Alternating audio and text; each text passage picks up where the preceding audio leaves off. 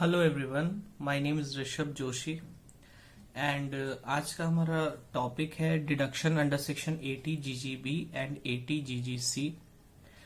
अगर आज का आपको ये वीडियो अच्छा लगे तो आप मेरा वीडियो लाइक कर सकते हैं और मेरे चैनल को सब्सक्राइब कर सकते हैं। तो आइए देखते हैं कि 80 जीजीबी में और 80 जीजीसी में क्या डिफरेंस है और क्या होता है ये सेक्शन पार्टिकुलरली। तो सबसे पहले देखते हैं कि डिडक्शन अंडर सेक्शन 80 जीजीबी किसको मिलता है। ये डिडक्शन तो अगर कोई भी इंडियन कंपनी कंट्रीब्यूट करती है कोई भी सम किसी पॉलिटिकल पार्टी या फिर इलेक्टोरल ट्रस्ट को, तो उस केस में इंडियन कंपनी को डिडक्शन मिल जाता है 80 जीजीबी के अंदर में।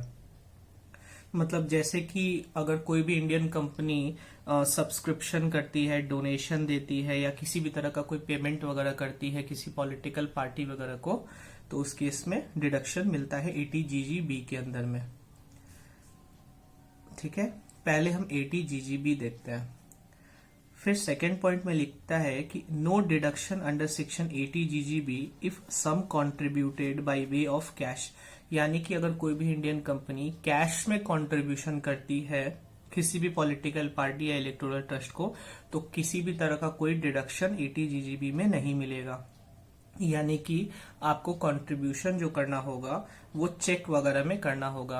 अब जैसे कि चेक कोई सा भी हो सकता है, जैसे कई सारे डिडक्शन ऐसे हैं जहां पे आपको अकाउंट पे चेक, अकाउंट पे bank draft, electronic clearing system वगैरह में करना होता है, लेकिन यहां भी आप कर सकते हैं। ठीक है, कई जगह क्रॉस्ड चेक और बियरर चेक वगैरह अलाउ नहीं होता है, लेकिन यहाँ ऐसा नहीं। यहाँ पे आप चेक से कर सकते हैं, मतलब आप क्रॉस्ड चेक से भी कर सकते हैं, अकाउंट पे चेक से भी कर सकते हैं और बाकी आप कोई भी मोड से कर सकते हैं, लेकिन आप कैश में मत कीजिएगा। कैश में अगर आप कभी भी करते हैं तो वो आपका उसका डिडक्शन आपको नहीं मिलेगा।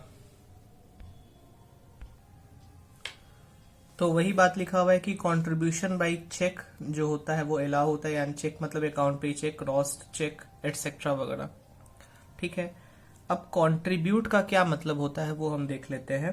कंट्रीब्यूट का मतलब होता है किसी भी तरह का कोई डोनेशन, सब्सक्रिप्शन या फिर पेमेंट एक कंपनी करती है किसी पर्सन को for carrying any activity which is likely to affect public support for political party.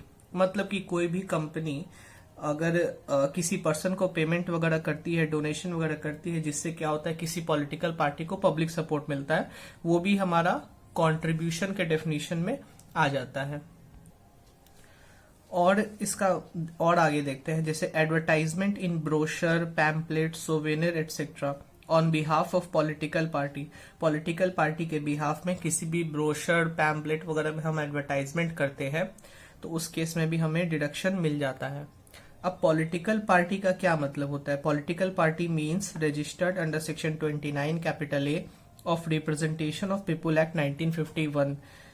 इस एक्ट में जो भी पॉलिटिकल पार्टी रजिस्टर्ड है उसे हम पॉलिटिकल पार्टी मानते हैं।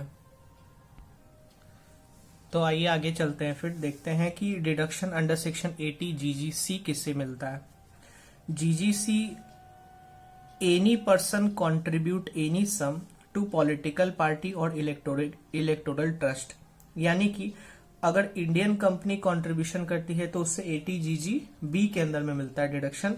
और वही अगर एनी पर्सन मतलब कोई भी पर्सन अगर करता है कंट्रीब्यूशन पॉलिटिकल पार्टी या इलेक्टोरल ट्रस्ट को, तो उसे 80 जीजीसी के अंदर में मिलता है।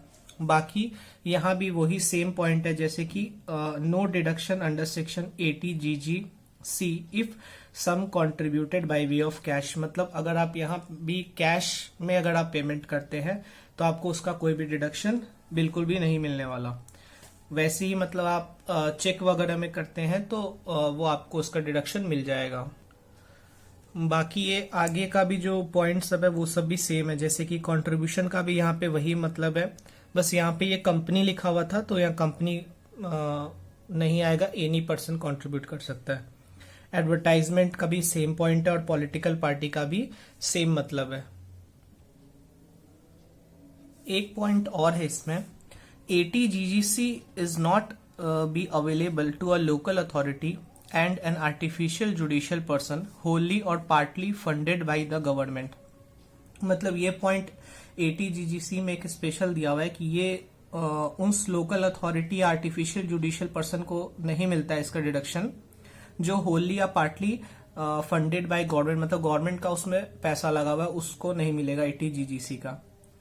ठीक है, तो ये एक स्पेशल पॉइंट है। एक स्पेशल नोट है नीचे, वो हम देखते हैं।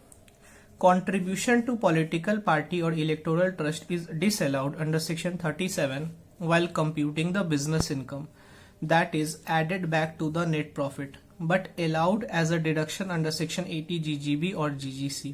इसका मतलब ये हुआ कि अगर कोई भी इंडियन कंपनी या फिर कोई भी पर्सन अगर कंट्रीब्यूशन या डोनेशन वगैरह देती है पॉलिटिकल पार्टी या इलेक्टोरल ट्रस्ट को, तो जब कभी भी हम बिजनेस इनकम निकालेंगे, मतलब profit and gains under business और प्रोफेशन, जब कभी भी हम निकालेंगे तो नेट प्रॉफिट में हम इसे ऐड कर देंगे इस डोनेशन को, क्योंकि ये एक तरह का डिसअलाउड एक्सपेंडिचर होता है। सेक्शन 37 में ये अलाउ नहीं होता है, लेकिन एक बार आप उसको ऐड कर देंगे, लेकिन बाद में इसका डिडक्शन आपको मिल जाएगा सकते हैं। एक लास्ट पॉइंट और देखते हैं। अगर कभी भी आपको डिफरेंस पहचानने में दिक्कत हो कि ATGGB कंपनी का है या ATGGC कंपनी का है, तो यहां गौर कीजिएगा, GGB है, मतलब B के बाद क्या आता है, C आता है। तो यहां देखिए कंपनी किस से स्टार्ट होता है, C से स्टार्ट होता है, मतलब B के बाद C आता है। तो इससे आप समझ जाइए कि ATGGB जो होता है वो कंपनी का होता है, मतलब कंपनी को उसका डिडक्शन मिलता है। मतलब ATGGB B है तो B के बाद क्या आता है, C आता है, तो C का मतलब कंपनी, यानी कि ATGGB जो होता है वो कंपनी के लिए होता है, बाकी जो ATGGC होता है वो एनी पर्सन के लिए होता है। Thank you.